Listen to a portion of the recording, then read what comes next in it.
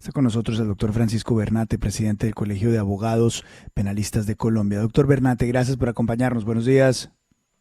Luis Carlos, un gusto, muy buenos días, un saludo muy especial para usted, para toda la mesa de trabajo de la FM y para todas las personas que nos permiten acompañarlos hasta ahora en el trancón hacia sus trabajos. Muchas gracias. Gracias por darnos algunos minutos. Doctor Bernate, ¿qué le parece esto de la justicia restaurativa? Lo primero, Luis Carlos, es una iniciativa que no es en absoluto novedosa.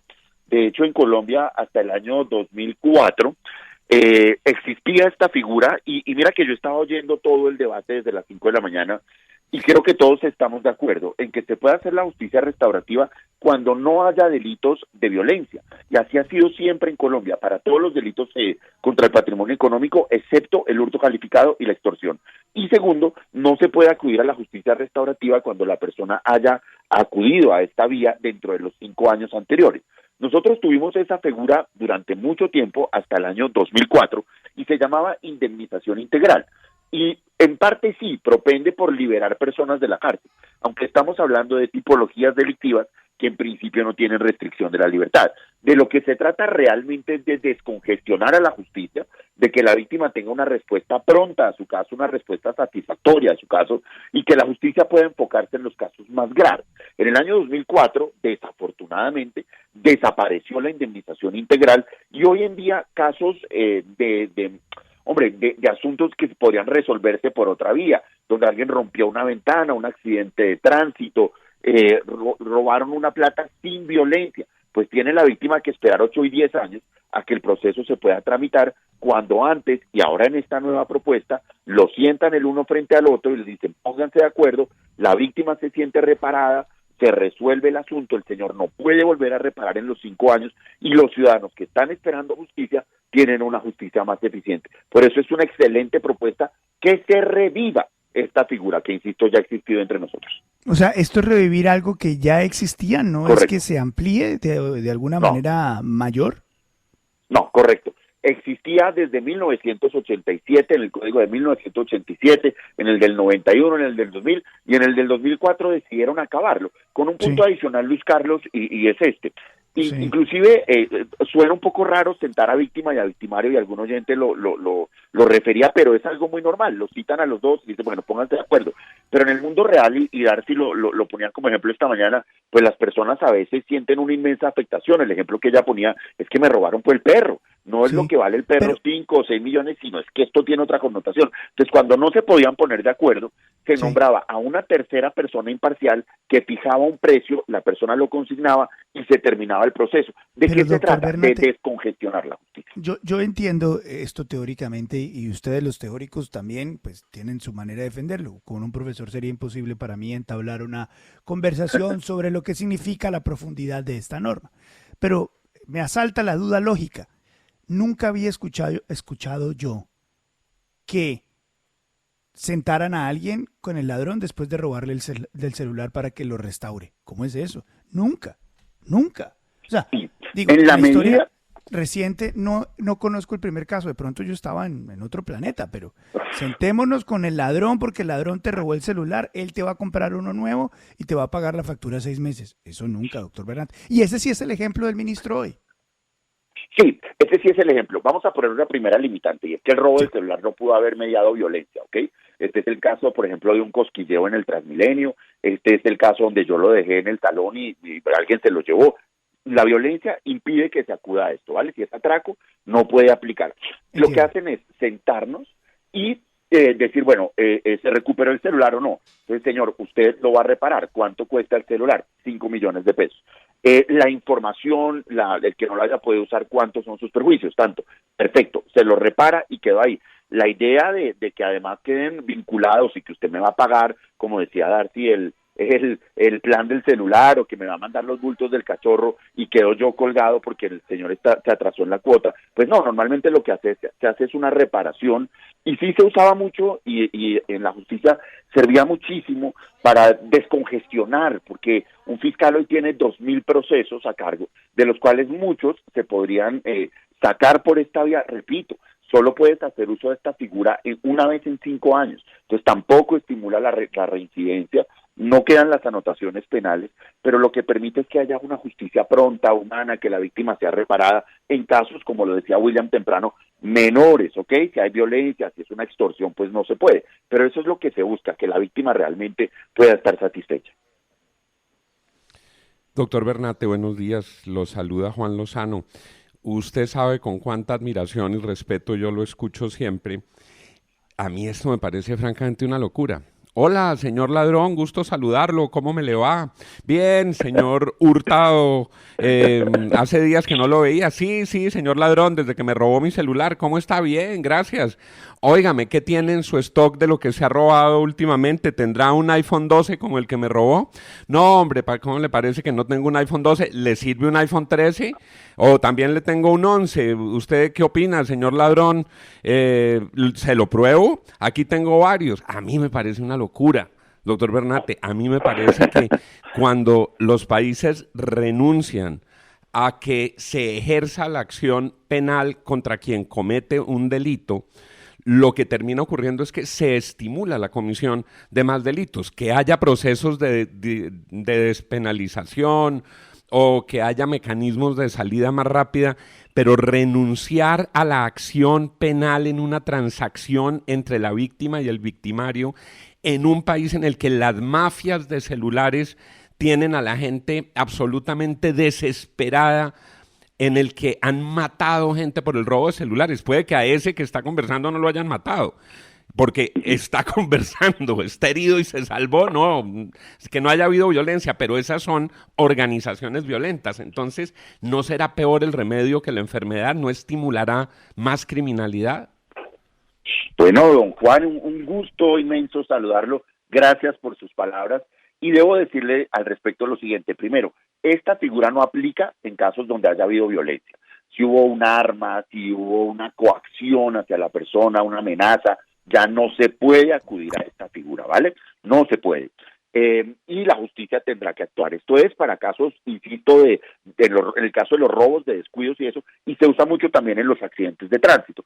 En esa época, estoy hablándole en el año 95, un año después de que don Luis Carlos se graduara del colegio, conforme lo confesó el otro día, en ese momento lo que usted hacía era sentarlos en una conciliación y les decía, mire, esto es sencillo, tenemos este asunto, cuántos son sus prejuicios, cómo lo puede reparar y terminamos el proceso. Hoy en día tenemos la ventaja de las conciliaciones virtuales que implican una no confrontación con el agresor y un espacio donde el fiscal se convierte en un mediador y donde le vamos a quitar a los fiscales del país 1.500 carpetas para que puedan investigar precisamente a esas mafias, para que puedan determinar qué hay detrás de eso, porque además esta fiscalía, la que hoy lidera el doctor Barbosa, ha tomado una muy buena iniciativa, y es en estos casos de mafias de reventa de celulares untados de sangre que se venden, aplicarles la extinción de dominio, de manera que es además un excelente criterio de priorización. Usted dice, bueno, si ya tu celular apareció, van a llegar a un acuerdo, o no apareció, se perdió el celular, te van a reparar con eso, el ladrón va a salir, digamos, de este proceso, el fiscal se libera de eso y puede dedicarse a asuntos de mayor criminalidad. Y en últimas, don Juan, hay un punto muy importante, y es que mire que la misma ley, en los casos de pequeña criminalidad, le dice a la víctima, usted decide si quiere ir a la fiscalía o no, no está obligado a denunciar. Y si denuncia, en cualquier momento puede desistir, y le da solo 6 meses para denunciar. Digamos que es un elemento de racionalización de un país sobrecriminalizado, con escasos recursos para la investigación del delito, de manera que es un criterio eficientista, pero que además satisface los intereses de la víctima. Eso es lo más importante. Doctor Bernal, con los buenos días, ¿no será que todo esto fue un mal ejemplo? Porque yo me pongo a pensar en otros ejemplos donde tiene mucho sentido y las había usado el ministro. Por ejemplo, en el caso de la pensión alimenticia, hay muchas mujeres que meten a sus exmaridos, claro que no salen y cumplen con sus obligaciones a la cárcel, pero ahí es peor, porque ahí la persona no va a poder trabajar y no va a poder cumplir. Lo mejor es llegar a un acuerdo y obligarlo, o que la ley lo obligue bajo amenaza de una pena mayor a que pague las pensiones de sus hijos.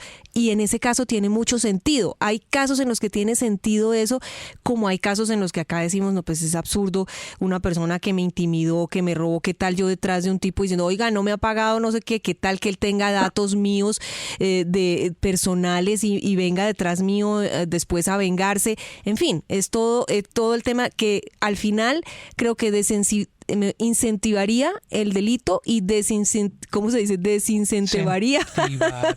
Olvida la palabra. Las demandas, ¿no? Porque uno finalmente dice, no, yo prefiero no demandar a tener que volver a esta persona a verla frente a frente. ¿No será que estamos hablando de malos ejemplos y en casos en los que sí sería muy bueno?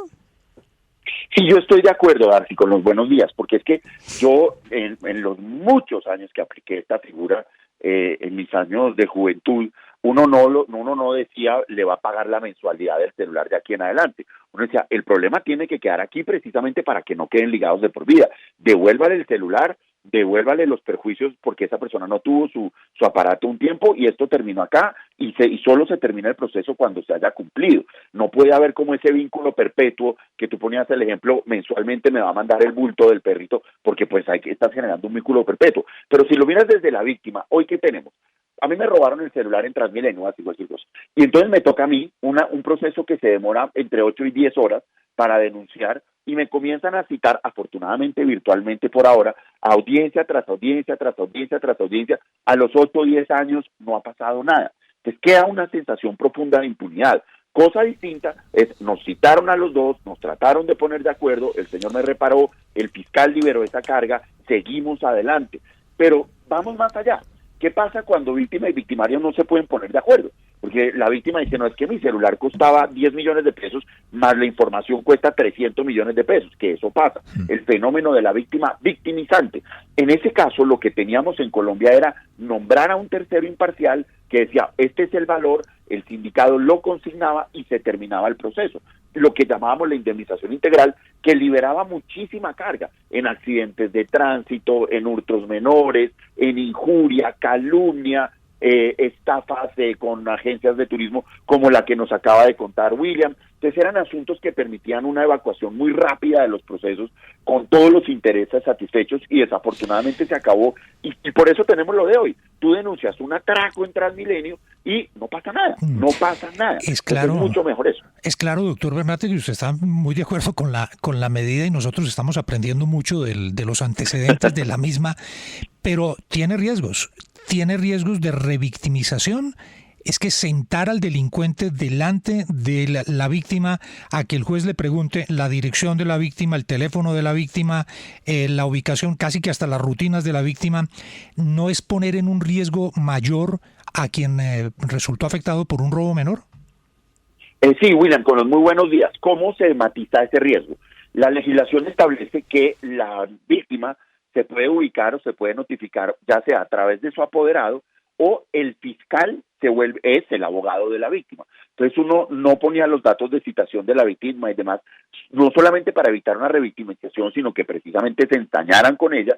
Entonces lo que uno hacía es que se notificaba a través del despacho. Y hoy en día, cuando yo hacía estas diligencias, pues sí era un riesgo, porque salíamos el fiscal, la víctima y el victimario a coger la misma buceta. Hoy en día no, porque usted les dice, conéctense todos, evito ese escenario de confrontación, lo hacemos digital y perfecto. El doctor Barbosa también muy acertadamente ha establecido que todas estas diligencias, se hace conciliaciones y demás para evitar esas confrontaciones, hoy se están haciendo virtuales, para precisamente matizar esos riesgos. Y en cualquier caso no se trata de criminalidad organizada, ¿no?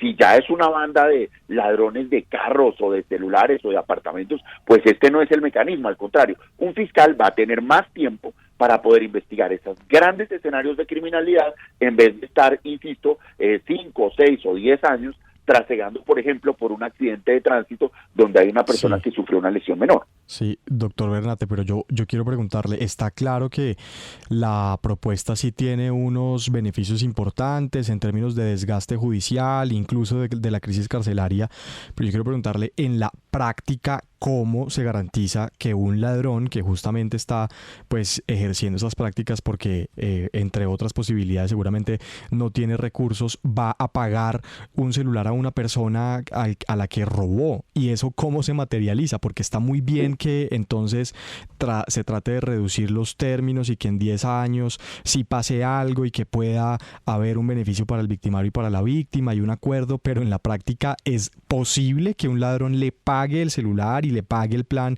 por 6 meses, o eso termina siendo simplemente un beneficio para el ladrón que nunca se ve reivindicado en la víctima? Muy importante, Santiago, también con los buenos días. ¿Cómo garantiza uno esto? El ladrón, voy a utilizar la expresión, no puede acceder al beneficio hasta tanto no haya pagado. No es como que nos pusimos de acuerdo y yo el otro mes le doy 5 millones y después le doy 1 millón, después le doy una joya. No, usted solamente libera el proceso cuando la víctima ha sido reparada, la consignación, la transferencia o el efectivo, ¿correcto? Y en segundo lugar, ¿cuál es el incentivo para el ladrón de no volver a cometer el delito? Que una vez se accede a ese beneficio, no puede volverlo a hacer en 5 años. Entonces, en lo que yo he vivido desde mi experticia, las personas que eran muy cuidadosas en eso, en tratar de no reincidir precisamente porque no podían volver a acudir al beneficio. Y el fiscal puede ponérselo muy claro desde la diligencia, y una persona con tal de desvincularse de un proceso penal, pues iba y conseguía los recursos y hacía la reparación y la víctima salía, digamos, satisfecha rápidamente, dejó la cosa así, no lo están citando cada 15 días a un juzgado. Entonces sí funciona muy bien, pero tiene que tener esa garantía, ¿no? Es contra el pago efectivo que se hace el mecanismo de indemnización integral. Doctor Bernate, puesto que este tema se presta mucho para el chiste y el chascarrillo, y usted lo corrobora y dice, esto funcionaba en Colombia hasta el 2004, ¿en qué otros países opera este esquema o es una colombianada? No, doctor Quijano, con los muy buenos días, no es una colombianada. De hecho, en los países europeos como Francia, como España, en los Estados Unidos, en los casos de felonías, llamémoslo así, crímenes muy menores, también se permiten estos modelos de justicia restaurativa, porque se trata de, o sea, nosotros tenemos hoy en la justicia un pensamiento eficientista. Si un fiscal tiene 2.000 procesos con un investigador, qué mejor que podamos dedicarlo a los 20 o 40 que realmente suponen crimen organizado. Entonces, y si la víctima puede ser reparada muy pronto, de una forma satisfactoria, pues es mucho mejor. Entonces, no es propiamente una colombianada, era algo que funcionaba muy bien y que incluso, también hay que pensarlo, evitaba el fenómeno de la víctima victimizante, que es el fenómeno que les digo, un accidente de tránsito donde la persona no sufrió mayores lesiones, pero entonces va a pedir millonadas y millonadas. Nombrábamos un estudiante y le decíamos, bueno, ¿cuánto vale esto? Y se tasaba y uno iba y consignaba. Se trata de una justicia eficiente, de una justicia que no tenga que tramitar 2.000 casos por fiscal, sino que pueda tramitar 20, 30, 40 y satisfaciendo los intereses de la víctima sin que haya un mensaje de impunidad, porque no hay impunidad, una respuesta del Estado mucho mejor a la que hay hoy. Vengan las audiencias 10 años y aquí no va a pasar nada. En cambio, aquí le decimos, bueno, siéntense, van a arreglar o vamos en serio. Entonces yo creo que es una medida que hay que revivir, no es una iniciativa novedosa en absoluto y que sin lugar a dudas va a funcionar muy bien en nuestro país, pero que demanda una reforma muy importante de la legislación penal, porque insisto, lo abandonamos en el 2004. Ganaron los ladrones, doctor Bernate. El Estado, en su insuficiencia, en su corrupción, en vez de destinar los dineros a lo que debería destinar, que es más jueces, un mejor sistema, como no puede, tiene que llegar a un acuerdo con la sociedad para no castigar a los ladrones. Esto es el micro del macro del proceso de paz con el ELN, del proceso de paz con las FARC, del proceso de paz con las bandas criminales, del proceso de... Este es un país que hoy por hoy agarra, se pone en las rodillas y se dice, ¿sabe qué? Yo no pude ni con la justicia, no pude con los procesos, entonces a los malos pues no les vamos a dar tan duro como merecen porque simplemente no tenemos cómo enfrentarlos. Eso fue lo que yo entendí, doctor Bernate. Sí, y yo de alguna forma estoy de acuerdo, y es que en un espacio de criminalidad desbordada, porque en Colombia hay una criminalidad desbordada, una sobrecriminalización con unos recursos exiguos para jueces y fiscales, que por ejemplo hoy están en la justicia virtual con un computador que no tiene cámara, o en unos despachos que no tienen wifi. Entonces, no, es una justicia con muchas limitaciones que tiene que priorizar y tiene que acudir a estos mecanismos de justicia negociada para poder dar una respuesta pronta. Sí, de alguna forma reconocer que, por decirlo así, nos quedó grande, entonces busquemos otras alternativas, porque el mundo ideal es, robó, se va preso, pero en Colombia la cosa está tan mal que robó y no se va preso, o si se va preso 40 años.